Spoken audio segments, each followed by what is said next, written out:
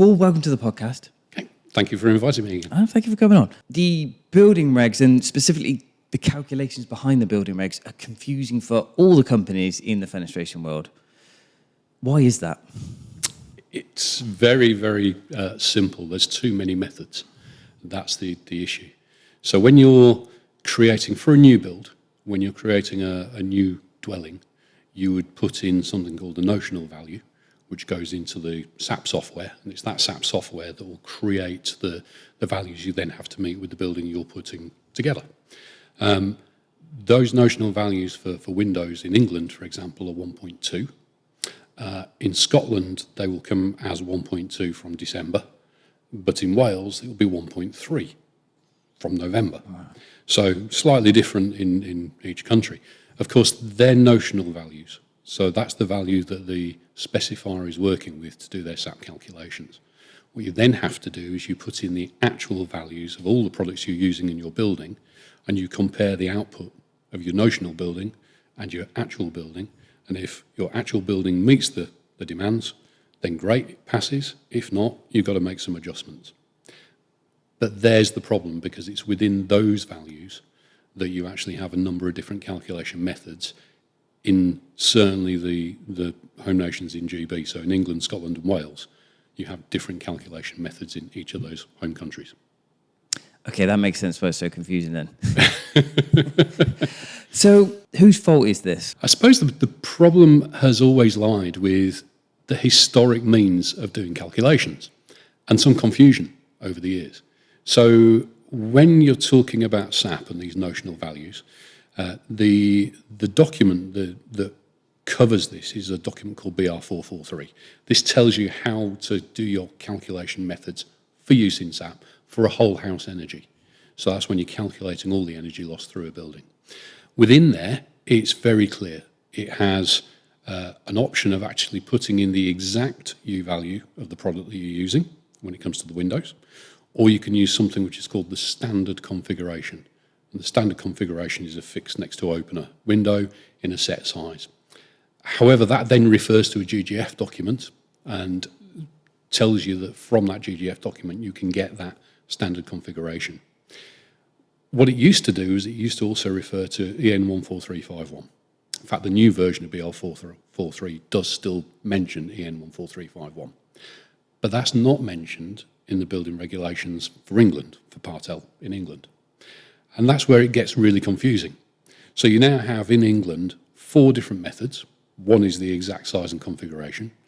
The second is a standard size, which is 1230 by 1480, but in the exact configuration. One method is the standard window and standard configuration from the GGF sheet. And then one method is hotbox testing, which actually nobody in GB can do because there is no test method in England. No UCAS accredited centre does hotbox testing. So you can't do that version. Right. If we then look to Scotland, they purely, when their regulations come in December, they refer purely to EN 14351. And if we look to Wales, you have 3 options in Wales as well, one of which is EN 14351. So those different test methods will give you different results depending exactly which one you choose to use. EN 14351, for example, refers to a single window, whereas in England, you're being asked to use a standard configuration, which is a fixed next to opener. Right. Different size, different type of window, different product will give you a different result. And ultimately, Vica as a systems company, your customers are all over GB.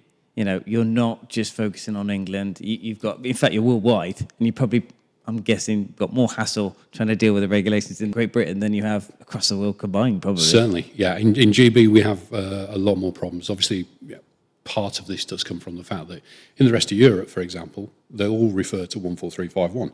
It's a standard document which covers the entirety of the EU.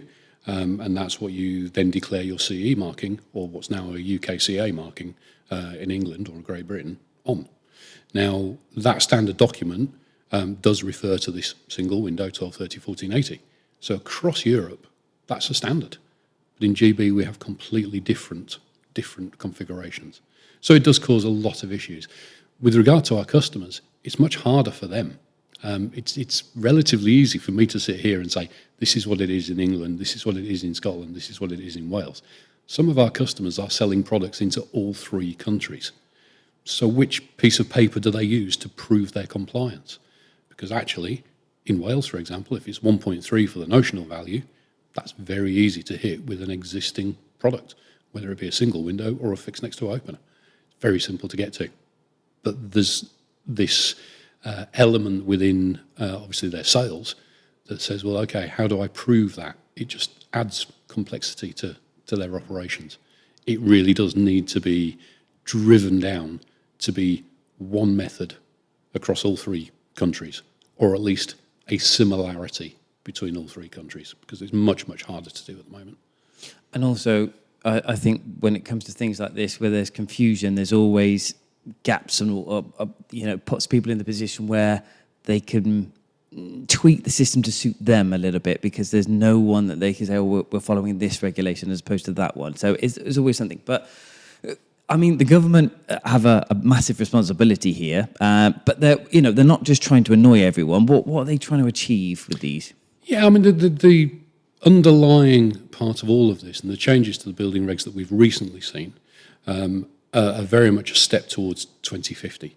So the government have set in legislation that by 2050, the UK will be net zero emissions.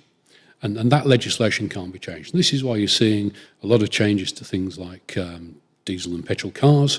The fact the combustion engine will no longer be available from a certain period of time. Everything will move electric. Gas boilers in new housing from probably 2025 onwards. You probably won't see gas boilers in new housing. It'll be larger sort of heat recovery systems and potentially hydrogen boilers, etc. So all of this is that drive towards reducing emissions. What they're having to do is be quite serious about some of the values that they're currently setting. And the changes we've just had are interim changes.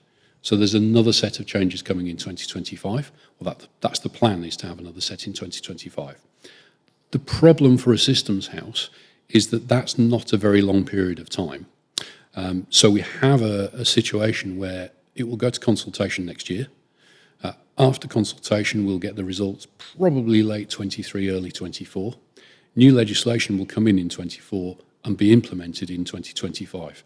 Now, as a systems house, if we have to change our products to get to lower U values, we have to remember that the main part of the U value comes from the glass, not from the frame. For us to change anything in that frame would mean retooling, etc. Tooling alone is on a year to 18 months delivery currently. And the cost of that is quite prohibitive for a lot of companies. You're probably talking about, if we were to react immediately, would we have a product on sale by 2025 as a brand new product? Probably not. So it would be after that point, and it could cost us anywhere between 10, 12, 15 million pounds to deliver a whole suite to meet a very small part of the regulations, which is purely new dwellings. They've had to start somewhere, and I mean, there's plenty of other things, like you said, the heating and everything's going to get looked at, and it's all part of that. From Vica as a systems company, what are you doing? What can we do as an industry? What should we be doing? I think there's a number of different things we can do as an industry. One of the first things we need to do is get one standard configuration to work out a U value. Having all these different options just isn't viable, and it's not truthful. We need something out there that says, this is the exact heat loss you're getting through a product. So we need to do that. That's the important part. The next thing we need to do, certainly as a business, is ensure that all of our existing products are available to get down to lower U values if required. We don't yet know what that lower U value is. The government have suggested 0.80. But that's a suggestion currently, and it will go to consultation next year. It's really important that when it goes to consultation, that people respond to consultations. The last consultation covered a number of different subjects. There were two separate subjects in particular. One was new build dwellings, where they were looking at things like thermal properties, etc. There was a second consultation that came out for the replacement market and for things like ventilation, which overall received about 700 responses. Now, over the entirety of an industry, that's a tiny, tiny response rate, considering that of those responses, probably only about 50 or 60 came from construction, of which how many came from fenestration. And it's such an important part of our business, of the fabricator's business, the installer's business, etc. The GGF have done a lot of work on this, and they've got very close to DLUHC. They've managed to make some great changes, which have benefited the industry recently, and they'll continue to work with that as well. So, we are planning to do some more work with the GGF and make sure that we can put forward the questions and the issues that we would have as a business for them to take that to DLUHC and obviously allow that to be known. Brilliant. So this is just new build, isn't it? The lower values are affecting new build. However, that said, you also have the energy rating situation, which is also a bit of a monster, because energy ratings are still an allowable way of looking at a replacement market. And actually, if you were to go back to the truthful bit, I've had situations where doors, for example, don't meet the U-value requirements, but because the way they're calculated as an energy rating, anything with more than 30% glass is basically considered as a fully glazed door. And if you do that, well, you get an energy rating without a problem. So I've got one product that can't meet the requirements for a U-value, but can pass when you put an energy rating on it. That's a nonsense. That really is. People believe they're getting a great product that's obviously going to help the energy efficiency of their home, where actually it is losing a lot of energy. So there's definitely some changes needed. Oh, yeah. Do you want to touch on trickle vents? Not really. Not really. I know. Trickle vents are a necessary evil in one respect. It's the cheapest place to put it into a building. You don't have to put it through windows. You can put it through a wall if you want. I have said this, yeah. So it doesn't have to go through the window. It's just that the window is the cheapest way of doing it. The downside to that is there's this technically feasible bit that's in there. We've also done some testing. So, for example, we've routed out above a mullion, where you'd normally end up putting a trickle vent, and we've put 25 kilo weight test on that, and 5 out of 6 specimens failed. And that's you need that for 7412. So you've put a trickle vent into something that then doesn't meet the demands of another standard. But it is a necessary evil. The more you insulate a home, the more you've got to ventilate a home. Otherwise, you end up with a bad indoor environment. It's as simple as that. And I often say, we spend an awful lot of time, let's face it, you eat and drink something like 2 kilos of food and water a day. Right? If you looked at that and it looked stale, you wouldn't eat it. Yet you're perfectly happy to sit in your home and breathe air, 15,000 litres of it a day, and it's stale. Doesn't make sense to me. We're a society that's getting healthier, supposedly. People go off to the gym, do everything they need to do to keep fit, and then come back into a home that's full of stale air. It's still got this morning's humidity from the shower, or cooking your bacon in the morning, whatever it happens to be. That's still in the air, and it's not gone anywhere. And it's one of those things. I like to open windows, but of course we're always talking throughout the year. Winter is at the time where you think I've got the heating on, and it's definitely a time where not many people open a window, so trickle vents come into their own. I think a lot of it is a lot of people are getting confused about them because they're thinking about the energy efficiency and the regulations and everything going on, and they just seem to contradict one another. What do you think about that? They do seem to contradict one another, and if you were to purely look at the performance of a window with or without a trickle vent, then certainly one with a trickle vent is going to perform worse. You don't do that calculation. Trickle vents aren't part of the calculation when you're talking about U-values. However, it's like with most of these things, you have to take this as a whole. And if you leave the indoor environment to the person who lives in the property, it won't work. It's a bit like having a really energy efficient house and then putting a 56-inch television on the wall that uses lots and lots of electricity. It's not energy efficient. And if you leave people to it, that's what happens. So you have to allow for the fact that a lot of the properties that we have in this country are older housing stock. They were never designed for modern living. They weren't designed for kettles, for showers. They haven't got enough means of removing stale odours, etc., there is natural infiltration of air. You will get that because they're not fully sealed. You might still have a chimney. There's various different things that will allow for that. But the minute you then start sealing the property up, and changing your windows will do something with that. You know, you're going to install them properly. You're going to make them more airtight than they were before. By doing that, you're creating all sorts of internal problems. You will get condensation forming. Every time you flip the kettle on, every time you have a shower, every time you wash, every time you put your washing machine on, you'll get humidity that builds up in the air. Now, you may not necessarily see that condensation forming, but it's there. You might see it on your windows, but it's already in your plasterwork. Yeah. It's already inside the building in different places, and that's when you start to get mould growth, etc. It creates a bad indoor environment. So unfortunately, as much as we don't like having trickle vents going through windows, you do need ventilation in the property. So there has to be a means of achieving that. And windows tend to be the easiest and cheapest way to put them through.